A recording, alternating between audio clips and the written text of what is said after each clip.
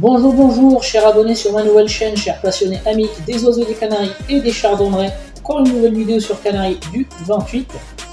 Donc cette vidéo, comme vous l'avez imaginé, en fait, ça va être une série de réponses à certaines questions qui se posent en boucle, comme je l'avais expliqué la dernière fois. Je vais juste rajouter en fait une particularité à partir d'aujourd'hui sur les vidéos de cette chaîne-là, c'est qu'à la fin de chaque vidéo, je vais essayer de poser une question qui peut toucher l'élevage, le profil, les techniques de votre élevage, les oiseaux, etc. Essayez de répondre, pour ceux qui entendent, essayez de répondre à cette question en commentaire. Ça va favoriser en fait les échanges entre les gens de la communauté et les sujets. Donc comme vous le savez, j'ai sélectionné un groupe de questions, 3 ou 4 questions, tout dépend en fait du temps qu'on va mettre sur la vidéo. Il ne faut pas non plus que la vidéo dure longtemps. Et juste avant d'introduire en fait les questions, je souhaite sincèrement remercier l'ensemble des abonnés, les amis. Encore une fois, les anciens abonnés qui sont là depuis le début de la création de cette chaîne-là. Donc je rappelle que cette chaîne-là date de janvier. Les premières vidéos datent de janvier 2021. Je m'adresse aux abonnés du mois de janvier qui sont toujours aussi fidèles. Je tiens sincèrement à vous remercier. Je m'adresse aussi aux nouveaux abonnés qui viennent juste de s'abonner sur cette chaîne-là. Je vous souhaite la bienvenue sur cette chaîne-là et j'espère que vous ne serez pas déçus par rapport au contenu de la chaîne. Donc je remercie aussi les personnes qui laissent des commentaires. C'est grâce à vous que la chaîne dure, les amis. C'est grâce à ces commentaires. Peu importe qu'ils soient des bons commentaires ou mauvais commentaires, c'est comme ça qu'on crée une synergie entre nous. Donc ensuite, je vais essayer d'introduire le premier sujet qui est bien sûr toujours l'achat des chardonnerets. Donc les gens, vu le coût d'un chardonneret qui n'est pas négociable, les gens ils ont du mal en fait à se lancer dans l'achat des chardonnerets en mutation. Ça peut aussi être quelques canaris de posture qui coûtent cher, 150 €, 200 €. Donc il y a le Yorkshire, il y a le Border, il y a beaucoup de canaris qui en fait coûtent aussi cher qu'un chardonneret mutation. Donc bien sûr, tout ce qui est cher est fragile. Donc fragile et difficile à faire reproduire. Donc il y a certains débutants qui m'ont posé la même question, c'est que en cherchant des chardonnerets ici en France, on ne tombe que sur des revendeurs, pas forcément des éleveurs. Est-ce que je prends un risque à acheter chez un revendeur ou je patiente, ou je me déplace en Allemagne, en Belgique, en Hollande ou en Espagne pour aller chercher mes mutations directement chez les éleveurs? Donc du coup, il y a quelques années, il y a une quinzaine d'années, je m'étais posé la même question que vous les amis, donc c'est tout à fait légitime. Donc je vais vous rassurer, les revendeurs d'oiseaux n'existent pas qu'aujourd'hui. En fait, c'est pas, je ne vais pas dire que c'est un métier, mais ce n'est pas une activité qui date d'aujourd'hui ou il y a 2 ans. C'est une activité qui date d'il y a 20 ans, qu'il y a 15 ans, il y a 10 ans. Moi, quand j'avais démarré l'activité des chardonnerets en mutation, il existait à l'époque des revendeurs et c'est pareil, je me suis posé la même question. Donc du coup, je vais essayer de répondre en gardant en fait cet aspect subjectif et cet aspect de mon expérience.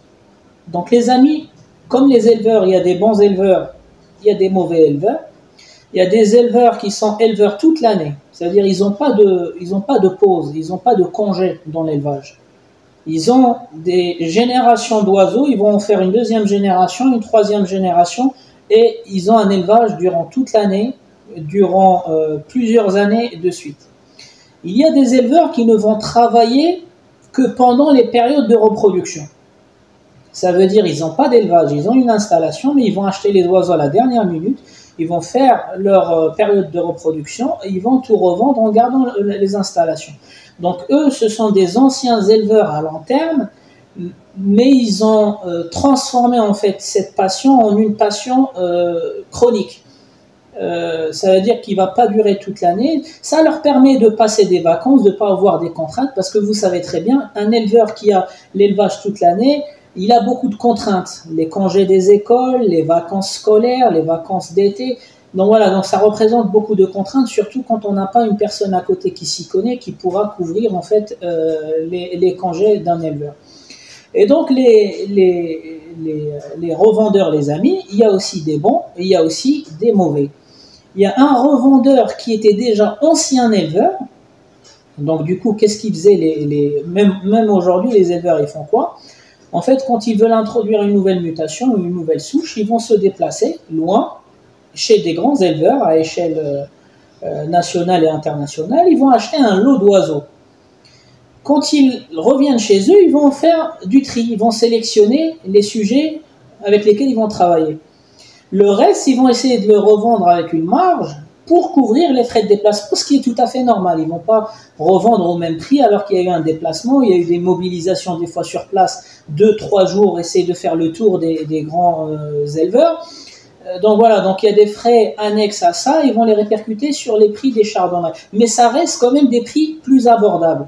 À Paris, vous allez acheter des chardonnays mutation chez des revendeurs, vous allez les toucher moins cher que chez le même, en fait, la même mutation d'un éleveur qui existe à Paris. Donc c'est tout à fait normal. Et c'est tout l'intérêt en fait d'acheter chez des revendeurs.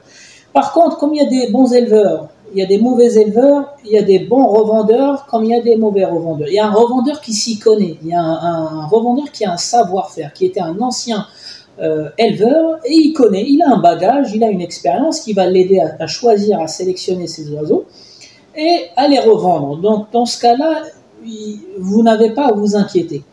Il y a d'autres éleveurs en fait qui se lancent dans cette activité alors qu'ils ne savent même pas de quelle mutation ils parlent, ils ne savent pas diagnostiquer eux-mêmes les oiseaux quand ils les achètent. Donc si ça peut, ils achètent des oiseaux déjà malades, qui vont revendre malades sans le savoir. Et donc ça, c'est une activité qui s'apprend avec le temps. Un revendeur qui se lance dans cette activité-là, il va forcément se casser la gueule et casser la gueule à ses clients. Un revendeur qui s'y connaît un minimum, c'est-à-dire il maîtrise, il y a un minimum de choses à checker chez l'oiseau. J'ai déjà fait une vidéo spécifique, il faut regarder l'oiseau dans son entourage quotidien, sans stress. C'est un premier truc, un premier indicateur. Un deuxième indicateur, c'est diagnostiquer sa respiration, diagnostiquer son abdomen. Et après, on n'est pas à l'abri, en fait, même si les oiseaux ils sont en bon état, le fait de les faire voyager une fois vers le revendeur, une deuxième fois vers le client final, ça peut générer du stress. Et là, rien ne vous garantit en fait que le stress ne développera pas des pathologies chez certains oiseaux. Donc, juste pour répondre à ces questions-là, les amis, je ne sais pas vous donner une réponse nette pour vous dire oui, c'est bien, oui, c'est pas bien. Plus important, c'est de savoir qui est votre vendeur. Est-ce que c'est un éleveur? Est-ce que c'est un ancien éleveur? Est-ce que c'est quelqu'un qui ne fait que du business? Quelqu'un qui ne fait que du business, il n'en a rien à foutre du suivi des sujets. Moi, à l'époque, quand j'achetais chez des revendeurs qui étaient au même temps des éleveurs, ils m'appelaient au bout d'une semaine et demie, alors comment ça s'est passé la quarantaine, comment ça s'est passé l'adaptation, etc. Aujourd'hui, je suis pas sûr que les revendeurs qu'on a de nos jours prennent des nouvelles de cette façon-là, comme ça existait il y a plusieurs années. Donc, juste pour être factuel, les amis, sur cette réponse-là, tout dépend de votre revendeur. Si votre revendeur ici connaît un minimum dans les chardonnerets et il a vécu l'expérience d'un élevage de chardonnerets, vous pouvez lui faire confiance et par contre, ça ne vous garantit pas à 100% que l'oiseau soit en bonne forme à long terme. Pourquoi? Parce qu'un facteur de stress ou un coup de froid chez vous ou quoi que ce soit, vous allez penser que c'est le revendeur qui vous a vendu quelque chose de malin. Donc, premièrement, partez du principe, encore une fois, que vous achetez chez un revendeur pour la première fois, c'est certainement pas la dernière fois. Et je m'adresse aussi aux revendeurs, les amis, ne vous aventurez pas sur des terrains glissants si vous connaissez pas un minimum de chardonnay. Et moi, personnellement, je connais à Paris des gens qui revendent, ou qui vont acheter des lots qui revendent. Par contre, ils s'y connaissent. Ils s'y connaissent bien parce que c'était des anciens éleveurs que j'ai connus à l'époque. Ils faisaient des élevages dans des box, ils avaient des salles d'élevage énormes, etc. Et puis voilà, ils sont devenus revendeurs parce que, encore une fois, ils achètent des lots, ils vont sélectionner, ils vont revendre le reste. Donc voilà, donc malheureusement, je ne pourrais pas vous dire oui ou non, je ne pourrais pas vous contempler d'une réponse fermée, oui, non, vous ne prenez pas de risque. Tout dépend de votre revendeur. Essayez de vous renseigner sur les revendeurs, sur les sites Facebook. Essayez de contacter d'autres éleveurs qui les connaissent, histoire qu'ils vous donnent en fait un minimum d'informations sur le revendeur. Après, une fois que vous avez un revendeur de confiance qui s'y connaît, ça ne vous garantit pas non plus en fait une bonne santé, ça vous garantit l'état de l'oiseau au moment de l'achat, mais après tout dépend des nouveaux acquéreurs. En fait, est-ce qu'ils ont de l'expérience, est-ce qu'ils savent respecter la quarantaine, on a déjà fait une vidéo, est-ce qu'ils savent ne pas stresser l'oiseau, le laisser dans une salle, pas trop de passage, parce que tout ça, ça génère en eux en fait il n'y a pas que la carence en vitamines, il y a aussi des carences par rapport à l'environnement. Donc un déséquilibre hormonal, un déséquilibre aussi des fonctions vitales, cardiovasculaires, respiratoires, digestives, qui peuvent se traduire par des maladies à long terme. Donc voilà la première question. La deuxième question, les amis, va concerner le vinaigre de cidre. Donc le vinaigre de cidre, j'ai dû faire une vidéo la semaine dernière, je pense, et j'avais parlé du vinaigre de cidre bio. Malheureusement, il y a toujours des gens qui sortent de nulle part pour dire dans la nature, le chardonneret, il trouve où le vinaigre de cidre. Donc je vais être poli, les amis, je vais être constructif, je ne vais pas faire une réponse méchante ou quoi que ce soit, je vais juste répondre avec une autre question. Donc à ces personnes-là qui pensent que le vinaigre de cidre dans la cage c'est un trop en plus parce que dans la nature les chardonnerets ne trouvent pas de vinaigre de cidre, est-ce que vous pensez, cher ami, que dans la nature les chardonnerets trouvent un mangeoire avec du mélange? Est-ce que vous trouvez dans la nature des chardonnerets qui ont des abreuvoirs à leur disposition? Est-ce que vous trouvez dans la nature des chardonnerets qui ont une pâtée systématiquement une fois par semaine, 2 fois par semaine, perles de morbide et tous les compléments alimentaires? Les amis, il s'agit d'un élevage en captivité. Donc vous oubliez la nature. Si vous voulez adapter vos oiseaux comme ils sont dans la nature, il faut les apprécier dans la plus grande cage mondiale qui est la nature. Vous avez beau à fabriquer la plus grande volière que l'humanité va connaître, ça ne représentera jamais la nature pour des animaux. Donc les gens qui disent le vinaigre de cidre ne se trouve pas dans la nature, donc pas la peine de le donner en captivité, revenez sur les conditions de détention, les amis. Un chardonneret en captivité, il est dans un volume serré. Moi, j'ai des cages de 2,50 m, je considère qu'il ne brûle pas assez de calories dans ces cages-là. J'avais les volières à l'extérieur et je vais les refaire d'ici le mois de mai, juin. Vous allez voir que je vais continuer avec mon régime, je vais le changer partiellement. Pourquoi? Parce que même dans la plus grande volière que vous avez, 14 hectares, ça ne permettra jamais aux oiseaux de brûler les calories qui vont brûler en pleine nature quand ils cherchent leur nourriture. Les oiseaux, quand ils cherchent leurs graines, ils brûlent de la calorie. Parce qu'ils ne trouvent pas un mangeoire avec des mélanges. C'est à eux d'aller chercher. Et le fait de chercher, ils bougent. Le fait de bouger, ils brûlent des calories. C'est pareil, l'eau, un chardonneret dans la nature ne va pas boire tous les jours l'eau. Il va boire l'eau tous les 2 jours, peut-être tous les 3 jours, etc. Donc l'eau n'est pas à disposition d'un chardonneret ou des moineaux tous les jours. Ils ne savent pas. C'est uniquement les populations qui vont vivre autour d'un étang, autour d'un lieu où se trouve l'eau. Mais d'autres chardonnerets qui sont dans les bois, dans les forêts, ne boivent pas tous les jours. Donc les amis, enlevez-vous l'idée de la tête de comparer un régime alimentaire d'un oiseau en pleine nature et le rapporter sur un élevage en captivité dans les salles d'élevage ou même dans les volières à l'extérieur. Donc voilà, donc j'espère que cette réponse elle est plus que suffisante pour ceux qui pensent que les élevages en captivité en donnent trop de choses en plus. Non les amis, c'est tout simplement que l'élevage en captivité il a ses spécificités, l'élevage à l'extérieur il a ses spécificités, et les oiseaux, quand ils sont dans la nature, ils ont d'autres spécificités et il va falloir trouver le juste équilibre. Donc le vinaigre de cidre, les amis, il est recommandé pour les oiseaux. Pas trop, encore une fois, c'est comme l'oignon. Quand vous donnez trop de substance, la même substance à vos oiseaux, ils vont finir par tomber malades. Même nous, les humains, on tombe malade si on mange, on applique l'excès dans des aliments. Donc les oiseaux, c'est pareil. Le vinaigre de cidre, il faut le donner 2 fois par semaine, à hauteur de 10 millilitres par litre d'eau. Et le vinaigre, vous avez plusieurs vinaigres. Moi, je vous ai fait une vidéo spécifique sur le vinaigre des 4 voleurs et je vous ai recommandé de revenir voir l'histoire de ce vinaigre-là. Donc moi, j'alterne vinaigre de cidre dans la boisson pour faire chuter le pH, 2 fois par semaine, et 1 fois par semaine le bain avec le vinaigre des 4 voleurs. Donc voilà, donc j'essaie de varier. Après, pour ceux qui ne veulent pas donner le vinaigre, vous êtes libre. En fait, il n'y a aucun éleveur qui vous oblige à suivre ces méthodes. On ne fait que partager nos méthodes, nos façons d'élevage, nos techniques d'élevage. Après, c'est libre à chacun de prendre avec des pincettes ces méthodes-là et les adapter pour son élevage. On n'a pas tous des cages de 2,50 m, on n'a pas tous les mêmes mélanges, on n'a pas tous les mêmes pâtés. On n'utilise pas tous la même eau minérale, donc forcément il va y avoir des écarts et c'est propre à chacun d'adapter les techniques.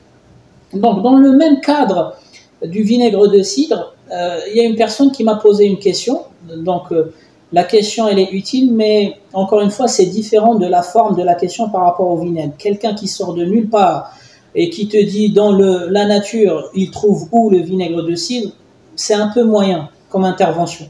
Donc moi je suis là pour justement aborder des sujets, débattre avec vous certains sujets. On peut être d'accord tous les deux, on peut ne pas être d'accord, chacun reste sur ses idées, mais il y a une façon d'échanger, une façon de s'exprimer. Donc il y a une personne que je remercie qui a été très polie et très, c'est encore une fois c'est de l'éducation, qui m'a demandé, je vois beaucoup d'éleveurs qui donnent du piment rouge en fait à leur chardonneret, qu'en penses-tu? Les amis, je vais, en fait, cette partie-là, je l'ai testée quand j'aidais une personne à faire une thèse. Quand je vous ai parlé du point noir. Le point noir, à l'époque, était le circovirus. Il n'y avait pas que ce sujet-là lié aux canaricultures, les problèmes de canariculture. Il y avait plusieurs sujets. Et parmi les sujets-là, c'était les piments et d'autres aliments comme les poivrons aussi. Donc je vais répondre. Pour moi, donc je suis pas un spécialiste de la santé, les amis, encore moins chez les oiseaux. Je ne vais vous parler que de mon expérience, quelques recherches faites à une époque. Donc entre l'époque où je faisais des recherches et aujourd'hui, il y a forcément des évolutions, il y a eu des nouveautés, et basé aussi sur mon expérience. Donc moi, j'ai donné du piment à certains oiseaux, que ce soit canari, bouvreuil, verdier, tarin à l'époque, mais j'ai jamais osé donner au chardonneret. Déjà, j'en donnais pas trop, j'en donnais 1 fois par semaine et ils le mangeaient. Je dis pas qu'ils le finissaient, mais ils venaient manger et ils se rendaient compte eux-mêmes que c'était un peu pimenté au bout de 10 minutes, 15 minutes et ils le laissaient tomber. Donc le piment et les poivrons, ils sont riches en bêta-carotène, les amis. Donc le bêta-carotène, c'est une vitamine qu'on trouve quasiment dans tous les compléments alimentaires destinés aux oiseaux. Et le bêta-carotène aussi, il est important dans la coloration. Donc le bêta-carotène, il va colorer les oiseaux en orange au lieu que ça soit même le piment rouge ou le poivron rouge. Il va surtout donner une coloration orangée aux oiseaux. Donc les gens qui vont faire des concours et qui sont en train de colorer leurs oiseaux avec du Contaxanthine ou du Carophile, je vous déconseille de donner le poivron rouge parce que votre rouge va virer un peu à l'orangé, même si c'est une bonne vitamine qui est quasi présente dans tous les compléments alimentaires. Donc le bêta-carotène, c'est bon pour les oiseaux. Par contre, méfiez-vous de l'aspect coloration qui peut virer vers l'orange. Donc ça, c'est le premier truc. Deuxième chose, la molécule qui est dans le piment, en fait, qui donne cet aspect pimenté, elle n'est appréciée ni par les bonnes bactéries, ni par les mauvaises bactéries. Donc oui, le piment va tuer les bactéries, mais lesquelles? Lesquelles des bactéries? Bénéfiques ou pathogènes? En fait, pour vous répondre, le piment va tuer quasiment la flore intestinale des intestins, les amis. Et le piment, la molécule qui est pimentée, vous allez la retrouver dans les fientes. Et on en a fait l'expérience. Donc les fientes, elles seront pimentées. Donc regardez, l'oiseau qui va se nourrir du piment au niveau de l'œsophage, et le piment, les molécules pimentées vont se retrouver dans leurs fientes. Ça veut dire le piment, en fait, il a raclé tout le système digestif, en passant de l'œsophage, le jabot, la proventricule, le gésier, gros intestin, jusqu'à la poche cloacale, en passant par la bifurcation. Donc toutes ces surfaces-là ont subi en fait cette molécule-là. Quand ça arrive dans les intestins, ça va tuer et les bonnes bactéries et les mauvaises bactéries. Donc oui, ça tue les bactéries, mais malheureusement, le piment ne sélectionne pas. Il ne va pas c'est comme les antibiotiques à large spectre. Ils n'ont pas un spectre étroit, ils ne vont pas cibler les mauvaises bactéries ou les bonnes bactéries. Ils vont cibler toutes les bactéries.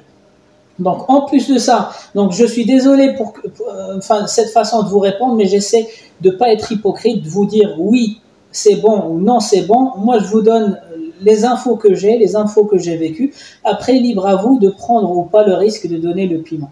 Donc oui, le piment, il a une vitamine qu'on appelle la bêta-carotène qui est très utile dans les oiseaux, enfin pour les oiseaux, les canaricultures. Il y a aussi un aspect de coloration, méfiez-vous, mais il y a aussi l'aspect antiseptique qui va tuer en fait les bactéries, mais dans ce cas-là, il ne sélectionne pas, il va faire diminuer les bactéries bénéfiques qui vont protéger les intestins, et il va aussi bien sûr tuer les bactéries qui sont pathogènes. Plus exactement, il va en fait percer la paroi cellulaire et donc du coup les bactéries vont finir mortes.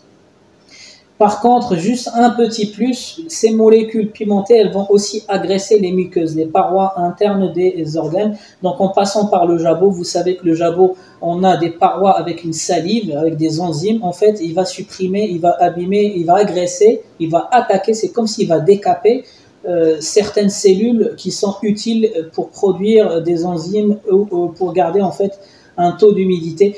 En fait, ces cellules-là servent à entretenir les parois internes et au contact du piment, en fait, elles seront agressées ou décapées. Donc, si vous voulez une réponse, le piment, vous pouvez leur donner, mais une fois par semaine, une fois toutes les 2 semaines, c'est plus que suffisant. Il ne faut pas trop en donner. Donc, on a vu le vinaigre, on a vu le piment. Je suis désolé, je regarde les sujets. Et on a vu l'achat chez un revendeur ou pas. Un autre sujet, je vois qu'il nous reste encore 10 minutes, je vais essayer de faire 2 sujets. Donc le double rouge, il y a un ami, et d'ailleurs je le remercie parce qu'il est très présent dans les commentaires, il s'appelle Mika Gloster. Voilà, donc c'est quelqu'un avec qui je suis en contact en permanence. Donc il débute dans les chardons de mutation, il a une expérience dans les Canaries, mais il débute dans les chardons de mutation, il pose beaucoup de questions, c'est tout à fait anodin. Et j'aime bien les gens qui s'intéressent en fait à leur passion, peu importe que ce soit les canaricultures, l'aquariophilie ou autre. Donc il m'a posé une question, il m'a dit j'ai fait l'acquisition en fait d'un chardonneret qu'on appelle tête rouge, un chardonneret tête rouge. Donc du coup moi j'ai jamais entendu cette expression là, mais je pense deviner ce qu'il veut dire. En fait, les canaris tête rouge, les chardonnerets tête rouge, en fait, ce sont des têtes blanches à double rouge. Il m'a dit, est-ce que tu peux m'en dire un peu plus sur ce phénotype?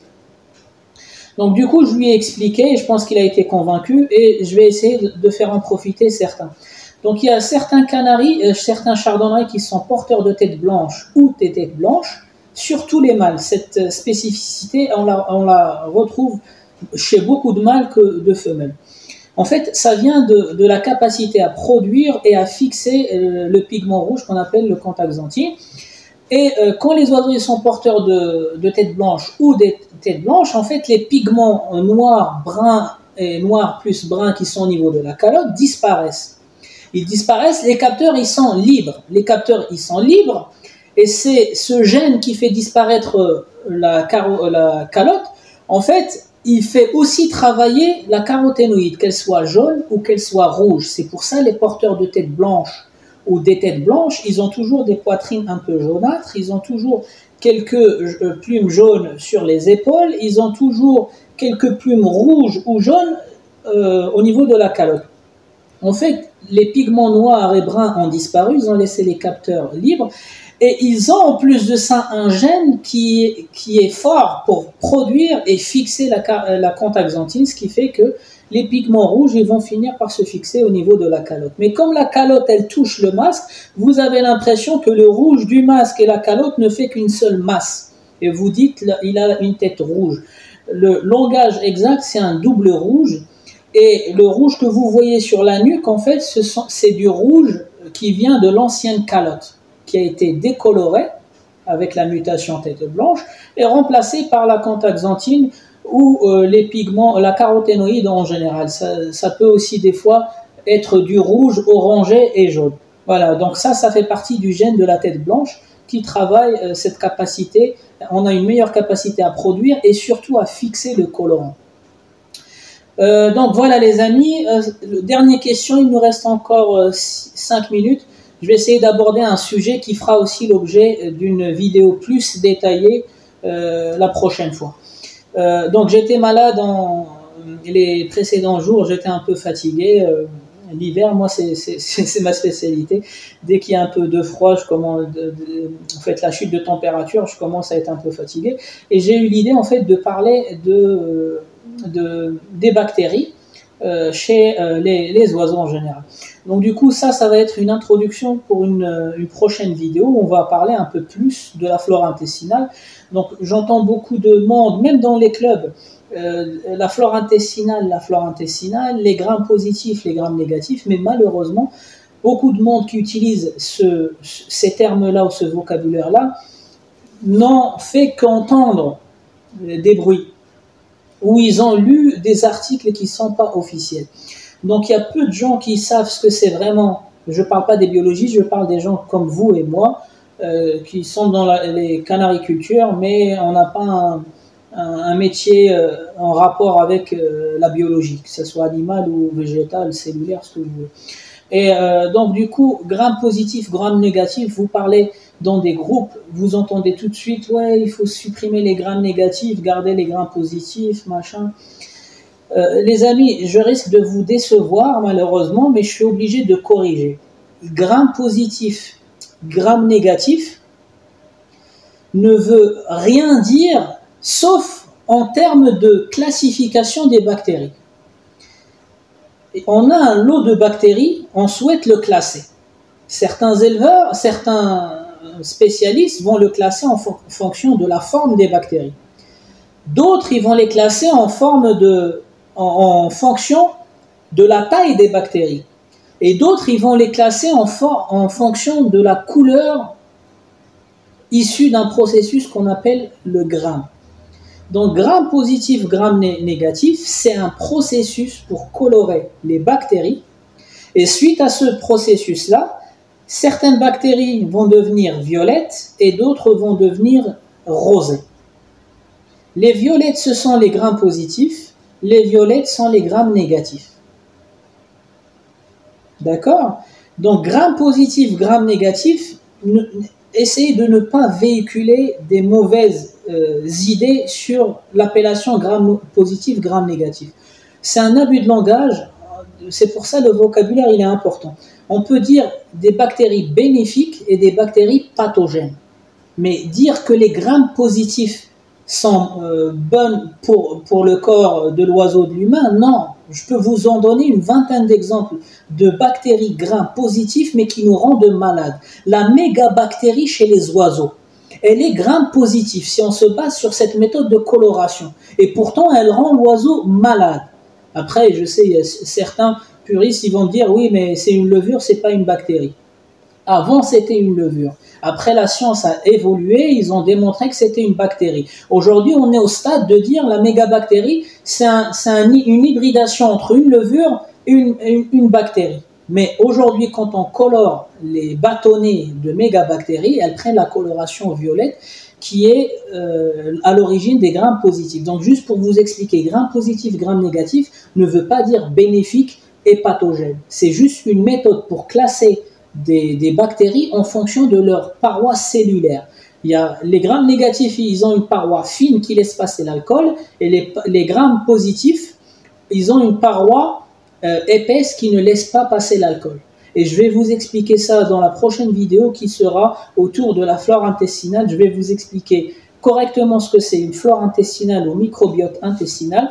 Je vais aussi vous expliquer la méthode de coloration gramme, quelles sont les bactéries qui vont être grammes positifs, grammes négatifs. Vous expliquer pourquoi la plupart des gens pensent que les grammes positifs sont bénéfiques et les grammes négatifs sont pathogènes. C'est faux, il y a des grammes négatifs qui ne font absolument rien au corps et il y a certains grammes positifs qui rendent l'humain malade ou l'oiseau malade, et je vais vous en donner quelques exemples de ça, les amis. Les amis, c'était une petite vidéo, pile poil le timing, une trentaine de minutes. J'espère que cette vidéo vous plaira. J'espère que vous allez laisser un maximum de commentaires. La question, afin de mieux favoriser en fait l'échange entre nous, après chaque vidéo, je vais vous poser une question, essayez de répondre s'il vous plaît en commentaire pour garder un meilleur contact avec vous et surtout pour que je puisse identifier aussi certaines personnes. Il y a certaines personnes que je connais à travers leurs commentaires systématiques dans les vidéos et d'autres que je connais pas de temps en temps. Donc voilà. Donc vous êtes de quelle région les amis? Donc laissez-moi en commentaire. Vous êtes éleveur de quelle espèce de oiseau et vous êtes dans quelle région ou dans quel pays? Donc les amis, c'était Canaries du 28. Je vous souhaite un bon visionnage. Je vous dis à la prochaine.